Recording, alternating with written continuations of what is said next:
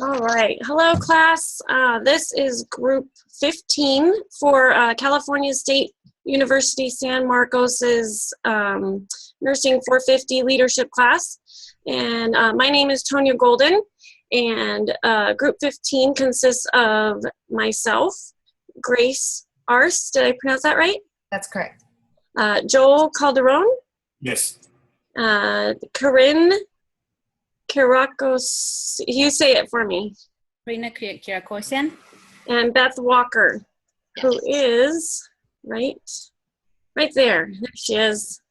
As a group, we chose we're ethical issue of physician-assisted death, and we are nurses advocating for the right to choose. And so I'm going to go ahead and move on to our first slide here.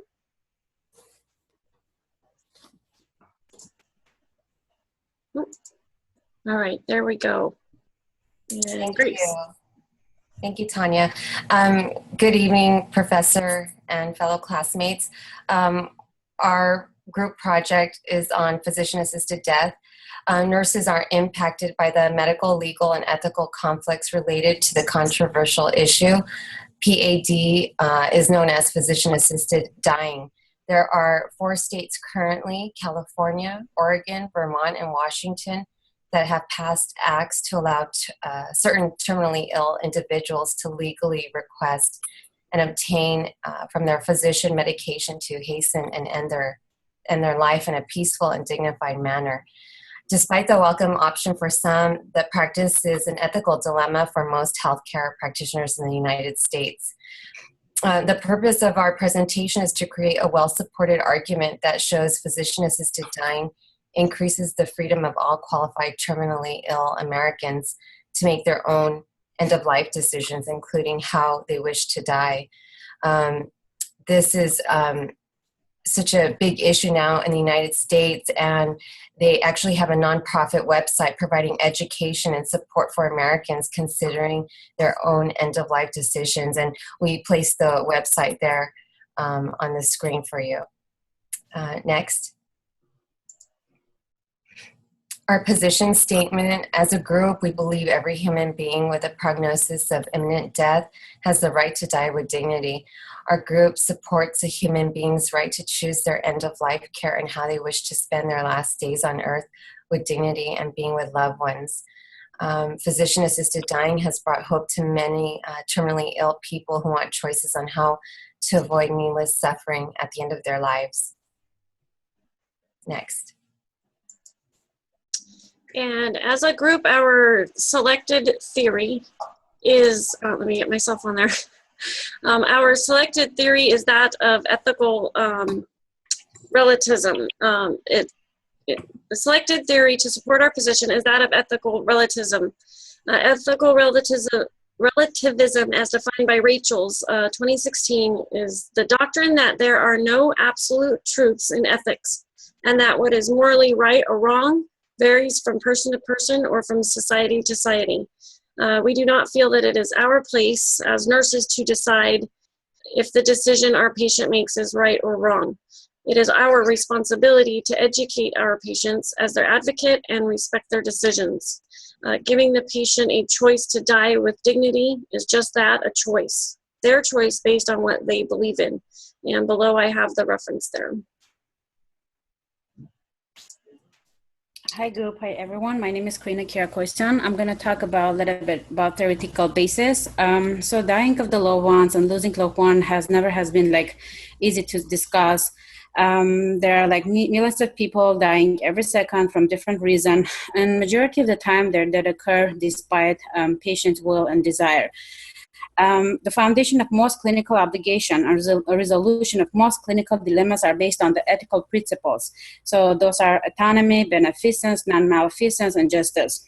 Although all ethical principles are equally important, respecting person's autonomy is extremely important, and that's the most central concept in the healthcare decision making. Next. According to the post on bulletin, respecting patients' autonomy means supporting and facilitating the capable patient's self-determination in healthcare decision-making.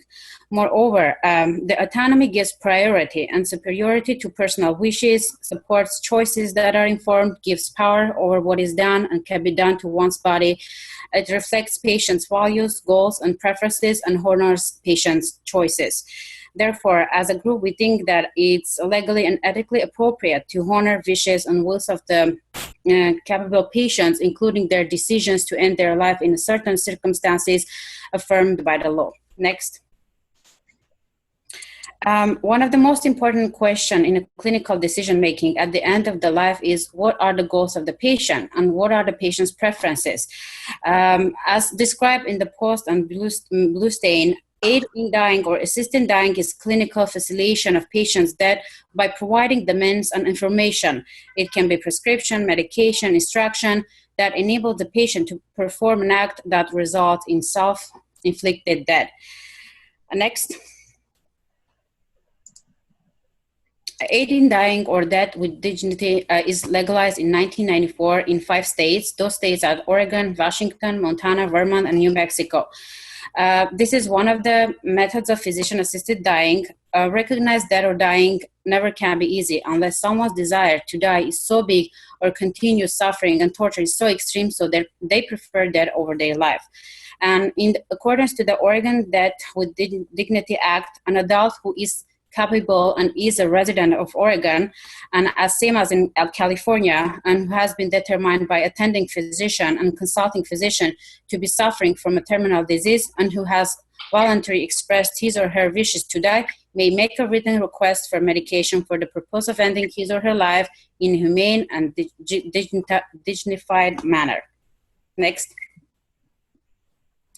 And as a group, definitely we think that every person should be honored to end their life the way that they want and when they want in special circumstances when the death is inevitable.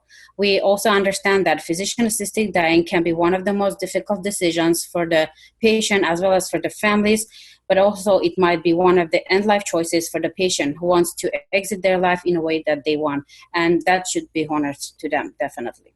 Next. Absolutely. And I believe it was just a side note, legalized in California. And then the physicians and facilities have the right to choose whether they want to participate. Yes. Is that correct? Yes. I know my facility has opted not to participate. Let's see. There we go. So we did 2 interviews with one with the physician and one with a hospice oncology nurse. The first interview we did was with Dr. Wilkinson. He's an oncologist, hematologist here in San Diego and has been practicing for over 30 years. When we discussed the topic of physician-assisted dying with him, he actually is in support of it. He believes that the proper steps should be followed in order to legally allow the physician-assisted death. He believes that wording can make people support it or deny it. For example, it's a big difference between saying physician-assisted death or physician-assisted suicide. Dr. Wilkinson has discovered that most people who choose physician-assisted death and get the medication do not follow through with it. And he states that when he discusses it with his patients and their first diagnosis, that he begins the end of life topic with them at their initial visit. He believes that the more open you are to about end of life, the easier it is for the patient to make the decision in the end. His concern is that most patients make decisions in the end based on their family's wishes and wants and not their own. Our second interview was with Ann Grayheck. She's an RN here in San Diego. She's a hospice and oncology RN and has been practicing for over 20 years. She as well does support physician-assisted death. She believes that the patient should have the right to decide if they want to die with dignity or continue life. However, she does not think that an RN should be required to assist a physician in that if it is against their beliefs. And she also believes that the doctor should discuss end of life with the patients at an early stage. Next. Now I'm going to talk about action item. according to the Oregon Public Health Division, Oregon's Death and Dignity Act allowed terminally ill adults to obtain lethal doses of prescribed medication for self-administration.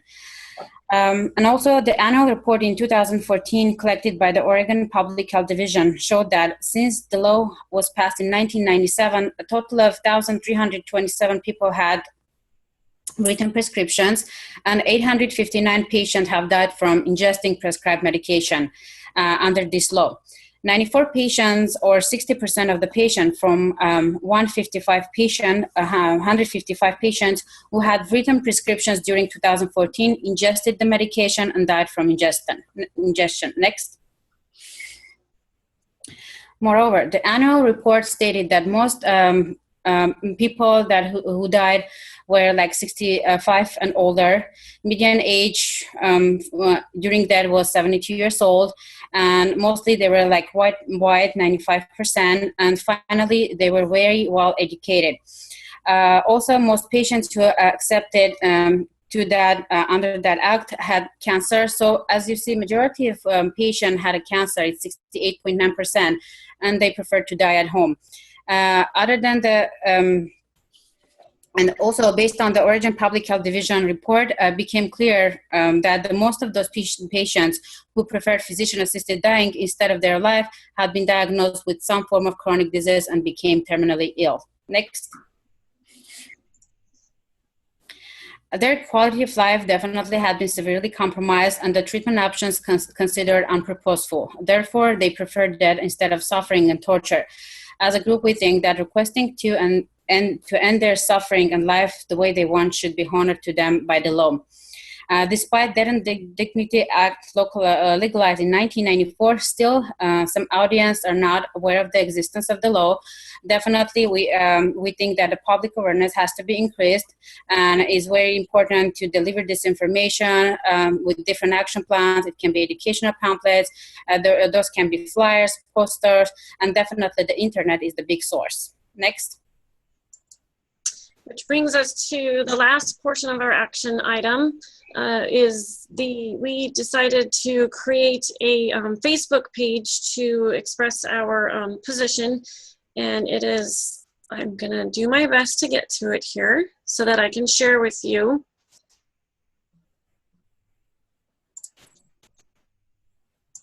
There we go.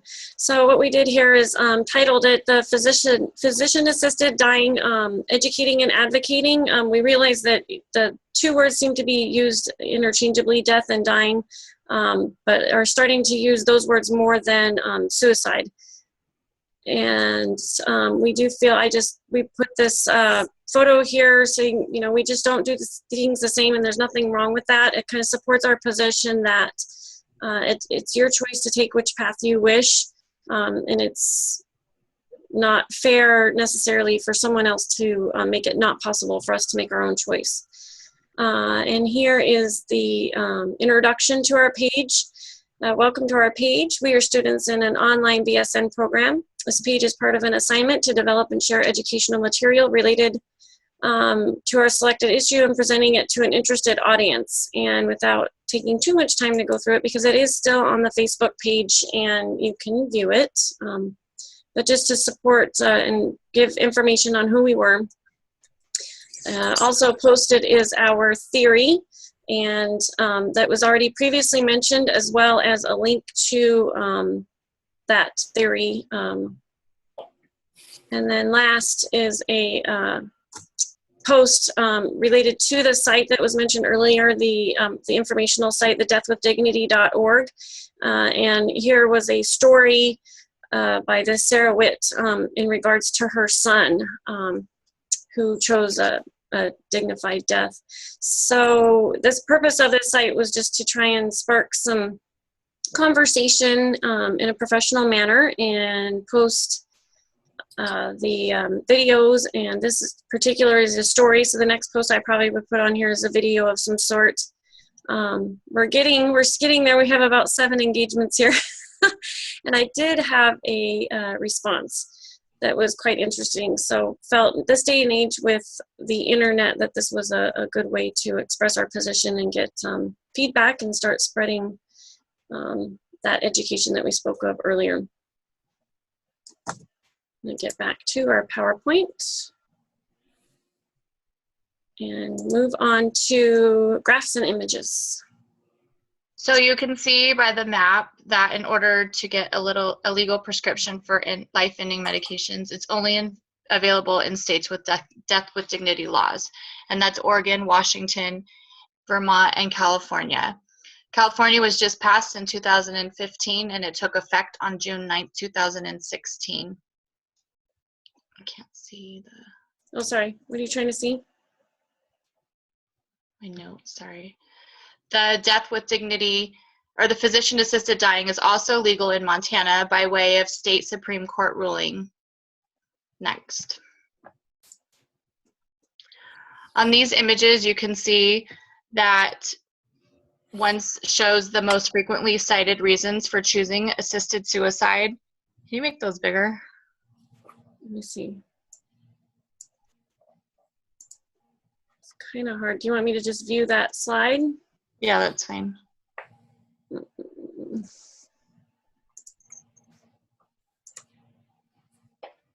So 96.2% decreasing ability to participate in activities that made life enjoyable. 92.4% was loss of their autonomy, and 75.4% was loss of dignity. Of those that chose assisted suicide, 78% were 65 and older, 93.1% were white and well-educated, and 72% had cancer. Next. Well, look, I can move us around. Let me move us back. And this slide just shows what would happen if physician-assisted suicide was legal nationwide. It shows in Oregon the 2015 population of over 4 million. 218 had prescription recipients, and there were only 132 deaths. In the state of California, 39,002,118 prescription recipients and 1,282 deaths. And for the United States, 321,017,000 prescription recipients with 10,000 deaths. So it goes to show that even though that they are getting the prescriptions, not all of them are following through with the death. Next. Okay. That will be me. In summary, nurses must understand and know the law. And by meaning the law, most of us live in California. And to be able to do a California death with dignity, we need to reside in California, must be 18 years old, mentally competent and capable of making communication and health decisions, and diagnosed with a terminal illness that will, within reasonable medical judgment, will lead to death within 6 months. Nurses need to look at their own bias and be able to professionally assist our competent clients and family in the dying process. The primary goal needs to be client-centered and as well as their loved ones. Research evidence shows that most clients will follow up with the death with dignity. PAD is not the only option available. We must present this to our clients. There's also, in the dying process, we need to make sure the public is aware that palliative care, hospice, voluntary stopping eating and drinking, and palliative sedation is also available. The ultimate goal of PAD is to give the best possible care for our clients and loved ones at the end of their life care decisions. And that will conclude our presentation. Thank you, Joel. And listed below is our references. This is the first slide. I'll give a little bit of time. And then our second slide of references.